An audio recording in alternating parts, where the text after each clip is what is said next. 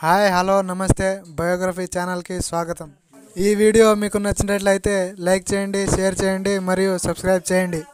ఇవాల్టి వీడియోలో స్వాతంత్ర పోరాట యోధురాలు ఝాన్సీ లక్ష్మీబాయి గురించి తెలుసుకుందాం. ఝాన్సీ లక్ష్మీబాయి 1828 నవంబర్ 19న బనారస్ పట్టణంలో మరాఠీ కరాడి బ్రాహ్మణ కుటుంబంలో జన్మించారు.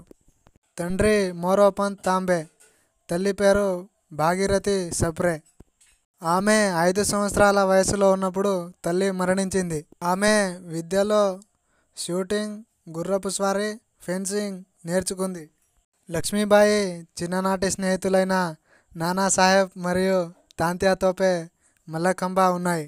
ఝాన్సీ మహారాజా గంగాధర్రావు నెవల్కర్తో వివాహం చేసుకున్నారు.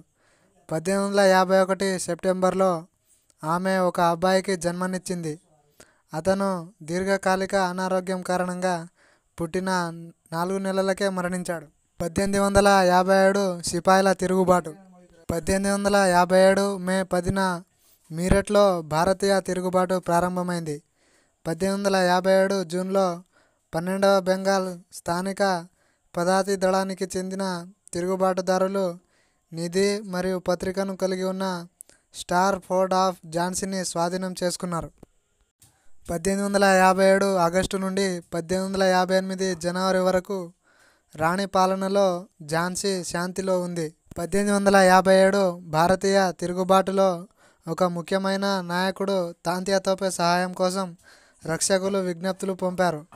గ్వాలియర్ కోటను ఆక్రమించుకోవాలనే ఉద్దేశంతో వారు గ్వాలియర్కు వెళ్లారు. తిరుగుబాటు దళాలు ఎటువంటి వ్యతిరేకత లేకుండా నగరాన్ని ఆక్రమించాయి. జనరల్ రోజ్ యొక్క దళాలు జూన్ 16న మొరార్ను స్వాధీనం చేసుకున్నాయి. జూన్ 17న గ్వాలియర్లోని ఫూల్బాగ్ సమీపంలోని కోటకి సెరాయ్లో 8వ హున్సార్లు స్క్వాడ్రన్ కెప్టెన్ హెనెజ్ ఆధ్వర్యంలో ఆ ప్రాంతాన్ని విడిచిపెట్టడానికి ప్రయత్నిస్తున్న రాణి లక్ష్మీబాయి నేతృత్వంలోని భారీ భారత సైన్యంతో పోరాడింది. బ్రిటిష్ వారు 3 రోజుల తర్వాత గ్వాలియర్ నగరాన్ని స్వాధీనం చేసుకున్నారు. లక్ష్మీబాయి ఝాన్సీ అనే కోటకు రాణిగా ఉంది కావున ఆమెను ఝాన్సీ లక్ష్మీబాయి అని పిలుస్తారు.